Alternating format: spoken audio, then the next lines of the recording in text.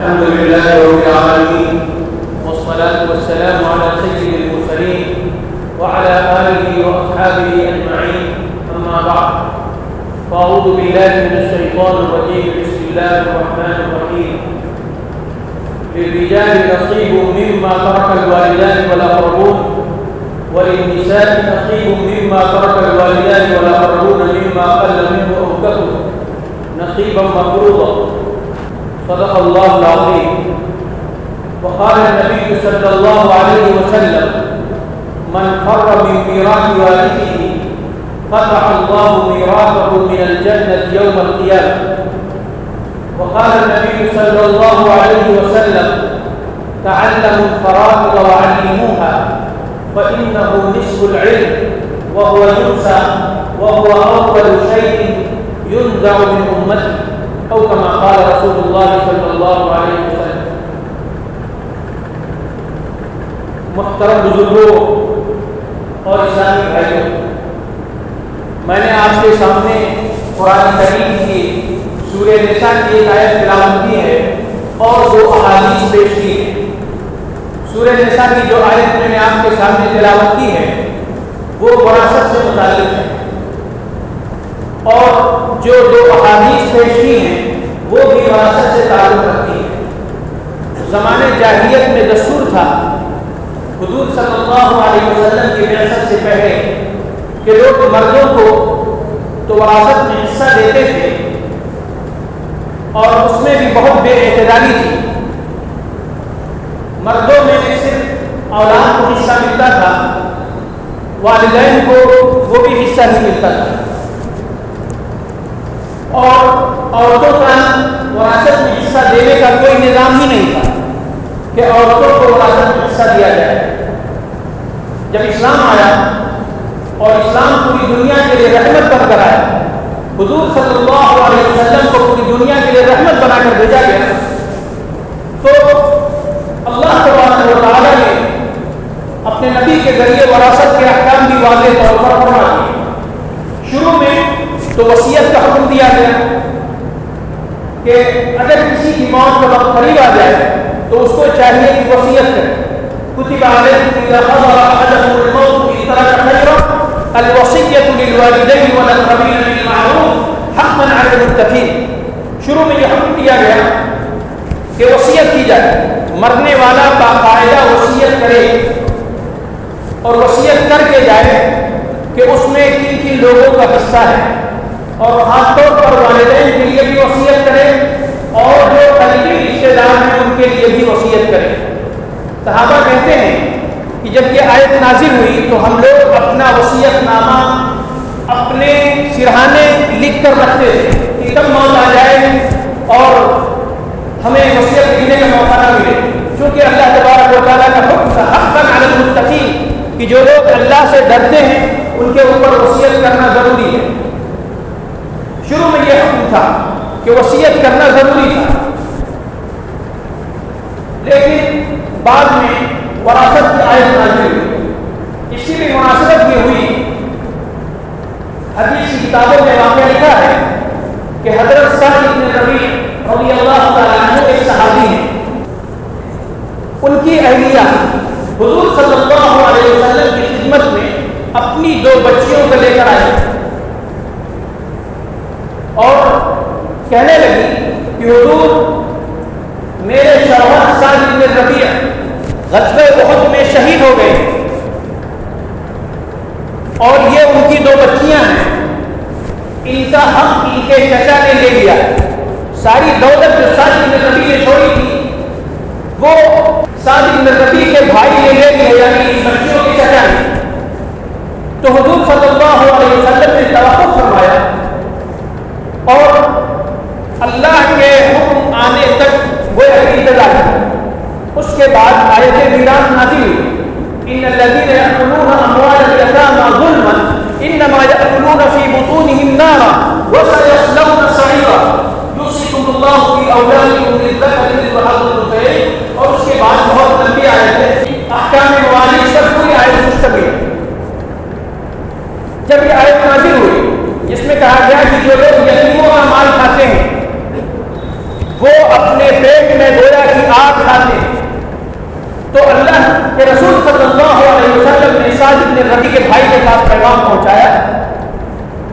کہ تم اپنی بھتیجیوں کو جو ان کے والد نے چھوڑا ہے اس میں سے 2/3 مال دو، یعنی پورے مال کا 2/3، اور پورے مال کا 8واں حصہ ان کی بیوی دے دو، باقی جو بچے تم دے دو۔ سعد بن ربیع کے بھائی نے سعد بن ربیع کا جو حصہ دیا تھا ان میں سے 8واں حصہ ان کی بیوی کو دیا گیا، اور ان میں سے 2/3 حصہ ان کی بیٹیوں کو دیا گیا، اور باقی جو بچہ وہ حصہ ہونے کی حیثیت سے سعد بن ربیع کے بھائی نے دیا۔ اس کے بعد اللہ کے رسول صلی اللہ علیہ وسلم نے حکم فرما دیا، اعلان کر دیا، سن لو، ان اللہ اعطى كل ذي حق حقه فلا وصیۃ لوارث۔ آپ نے حکم فرما دیا کہ اب جو وصیت کا حکم تھا وہ منسوخ ہو گیا ہے، وارث کے حق میں اللہ تبارک و تعالی نے ہر وارث کا حصہ متعین فرما دیا ہے، لہذا اب وارث کے حق میں وصیت نہیں ہے۔ یہاں پر ایک چیز معلوم ہو جانی چاہیے کہ بہت سارے لوگ اپنی زندگی میں اپنے وارثوں کے حق میں وصیت نامہ بنواتے ہیں۔ شریعت کی نظر میں اس وصیت نامے کا کوئی اعتبار نہیں، ملکی قانون جو بھی اس کے بارے میں کہے، لیکن شریعت کا حکم یہ ہے لا وصیۃ لوارث، جو شخص وارث ہو رہا ہے اس کے حق میں وصیت نہیں ہے، اس کو اللہ تبارک و تعالیٰ نے جو حصہ قرآن میں متعین کیا ہے اس کو وہ حصہ ملے گا، وارث کو وصیت نہیں ملے گی۔ اسی طرح اسی سے ملتا جلتا ایک مسئلہ اور بھی ہے، بہت سے لوگ نہیں جانتے، وہ یہ ہے کہ بہت سے لوگوں کی اولادیں کبھی نافرمانی کر جاتی ہیں تو وہ غصے میں آ کر ہاتھ کر دیتے ہیں، بے دخل کر دیتے ہیں۔ دیکھیے، زندگی میں اگر کسی اپنی جائیداد میں سے اپنی اولاد کو دیا تو جس کے نام جو کر دیا وہ اس کا ہو گیا۔ مان لیجیے 4 بیٹے ہیں، 4 بیٹوں میں سے اگر کسی نے کسی بیٹے کے نام کوئی جائیداد اپنی زندگی میں کر دی تو اس کی وہ جائیداد تو ہو گئی، لیکن اگر کسی کو عاق کر دیا ہے، بے دخل کر دیا ہے، باقاعدہ اس کو اخبار میں نکال دیا ہے اور عدالت سے اس کو پروف بھی کرا دیا ہے، لیکن جب اس کا انتقال ہوگا تو اس عاق کرنے کا کوئی اعتبار شریعت کی نظر میں نہیں ہوگا۔ شریعت کی نظر میں جو وراثت ہوتی ہے اللہ نے حق متعین کیا ہے اور یہ دینا ہی دینا۔ جب ہم میں سے کسی کا انتقال ہوگا تو ہم میں سے جو چیز چھوڑے گا، قرآن کہتا ہے مما قل منه او كثر، وہ چیز کم ہو یا زیادہ ہو اس میں سے وارث کا حق ہوگا۔ آپ کر دینے سے شریعت کی نظر میں وہ بے دخل نہیں ہو جاتا ہے، لیکن اگر زندگی میں کسی نے اگر کسی کے فرض کیجیے 4 بیٹے 4 بیٹیاں ہیں اور اس نے کسی کو نہیں دیا، اپنی جائیداد 2 بیٹوں کو 3 بیٹوں کو لکھ دی اور ایک کو محروم کر دیا اپنی زندگی میں اور اس نے جائیداد بچائی ہی نہیں، تو پھر اس کے بارے میں بہت سخت ہوئی ہے۔ حدیث پاک میں آتا ہے من فرّ من میراث وارثی، جو کسی وارث کی میراث سے بھاگے، اس میں باپ بھی آتا ہے، اس میں ماں بھی آئے گی اور اس میں دیگر اقربا بھی آئیں گے۔ اگر کسی کے والد کا انتقال ہو گیا، کوئی بھائی کمزور ہے اور 2 بھائی حصہ دبا لیتے ہیں تو وہ بھی آئیں گے، اور زندگی میں کوئی باپ اپنے 2 بیٹوں میں سے کسی ایک بیٹے کو خالی جائیداد دے دیتا ہے تو وہ بھی آئے گا۔ اگر کسی نے کسی وارث کے میراث سے حق دبا لیا تو حدیث پاک میں آتا ہے قطع اللہ میراثہ من الجنۃ یوم القیامہ،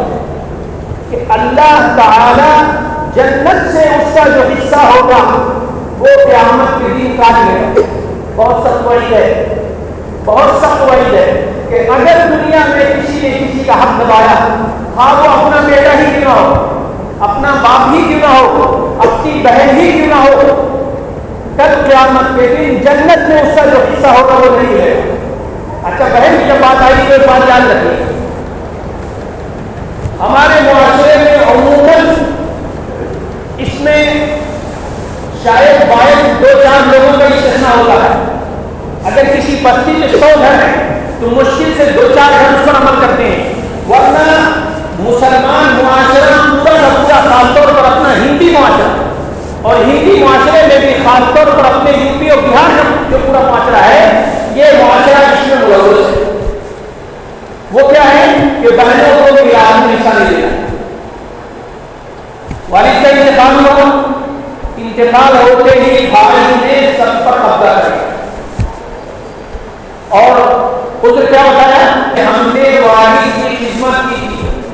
والد کے علاج میں خرچ کیا تھا، اور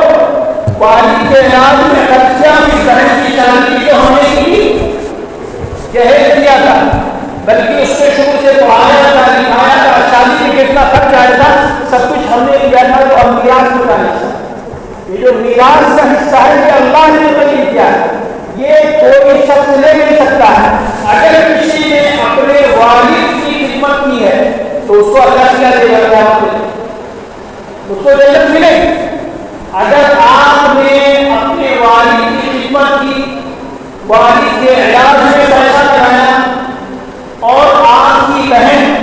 پیسہ لگا سکتی تھی لیکن اس نے نہیں لگایا تو اس کو گناہ ہوگا، آپ کو ثواب ملے گا، لیکن اس سے کسی کی بہن وراثت سے محروم نہیں ہو جائے گی۔ اچھا کچھ لوگ کہتے ہیں کہ بہن لیتی ہی نہیں، بہن سے ہم نے کہا تھا اس نے نہیں لیا، یہ بہت واضح مسئلہ آپ سب لوگ سن لیجیے، بالکل واضح اور کام کھول کر۔ ابھی کے بعد میں ان کے بیٹے محمد علاؤالدین جنہوں نے اس کا تکملہ لکھا ہے، انہوں نے صاف لکھا ہے الارث جبری لا يسقط باسقاط، جو وراثت ہے یہ جبری ہے، یہ ثابت کرنے سے ثابت نہیں ہوتی، سمجھ گیا؟ وراثت جبری ہے، ثابت کرنے سے ثابت نہیں ہوتی، یعنی اس کو دوسرے الفاظ میں بابا نے لکھا ہے کہ کسی نے یہ کہا ترکت حقی لم یکن حقا، کسی نے یہ کہا کہ میں نے اپنا حق چھوڑ دیا، کسی وارث نے کیا کہا کہ میں نے اپنا حق چھوڑ دیا، اس کا حق چھوٹے گا نہیں۔ فرض کیجیے کہ ایک شخص کا انتقال ہوا، اس کے 2 بیٹے، ایک بیٹا کہہ رہا ہے ایک اپنے بھائی سے ہے، کسی شخص کا انتقال ہے، اس کے 2 بیٹے، یعنی وہ باپ کا انتقال ہو گیا، 2 بھائی، ایک بھائی کہہ رہا ہے دوسرے بھائی سے تو پورا لے لو ہمیں نہیں چاہیے، تو اس کا یہ کہنا شریعت کی نظر میں کوئی بھی اعتبار نہیں رکھتا، شریعت میں اس کا حصہ باقی رہے گا۔ اسی طرح بہن کا یہ کہنا بھائی سے کہ ہمیں نہیں چاہیے، اس کے کہنے کا شریعت میں کوئی بھی اعتبار نہیں۔ آپ کسی بھی دارالفتا سے آپ فتویٰ لے لیجیے، لہذا کسی وارث کا یہ کہنا مجھے نہیں چاہیے، اس کے کہنے کا شریعت میں کوئی اعتبار نہیں۔ ہاں اعتبار کب ہوگا؟ اعتبار جب ہوگا کہ جب جتنے وارث ہیں تو جس کا جتنا حصہ ہے اتنا حصہ بانٹ دیجیے، پہلے بانٹنے کے بعد آپ ان کے نام لکھ دیجیے کہ یہ آپ کا ہو گیا، یہ آپ کا ہو گیا، یہ آپ کا ہو گیا۔ اب وہ چاہے تو یہ کہہ سکتا ہے کہ یہ بھائی دے دو۔ اگر والد نے بینک میں پیسہ چھوڑا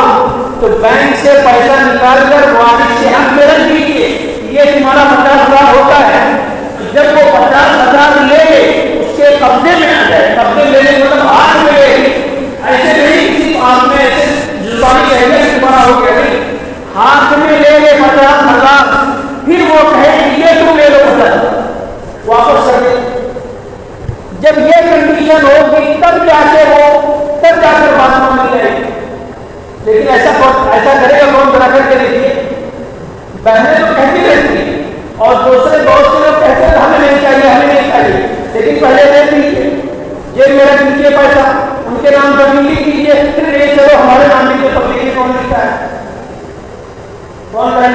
پھر نہیں لکھیں۔ جب ہاتھ میں پیسہ آ جائے گا 50,000 جب ہاتھ میں رکھی جائے گی نا تو واپس نہیں کریں گے۔ ویسے کروڑوں روپیہ آنے کے ہمیں نہیں چاہیے، ہمیں نہیں چاہیے، پیسہ کسی کو کاٹتا ہے، اور ہم نے اس کو خیر کہا ہے، پیسہ خیر ہے، پیسہ فضل ہے، انسان کی ضرورتیں پوری ہوتی ہیں۔ पैसा इंसान की इज्जत बढ़ाता है, उसको आराम से रहने भी देता है, पैसे से आपको अच्छा खाना मिलता है, पैसे से आपकी इज्जत बढ़ती है, अच्छा कपड़ा मिलता है, अच्छी गाड़ी मिलती है, पैसा किसी को मिलता है। लिहाजा इस मसले को खूब समझ लेना चाहिए कि जितने लोगों ने बहनों का हिस्सा नहीं लिया है या वारसी में से किसी ने भी अगर ये कहा है कि हमें नहीं चाहिए तो उसका इल्जाम पहले आप ले लीजिए, इसके बाद किसी को आपको देते हैं, अगर वो देते हैं तो कोई बात नहीं है जो वरासत से मुताबिक चंद अहकाम से इंशाअल्लाह कभी और वक्त मिलेगा इस पर और बात की जाएगी कि वक्त हो गया है। अल्लाह तबारक व तआला उन लोगों को कहने सुनने से ज्यादा अमल की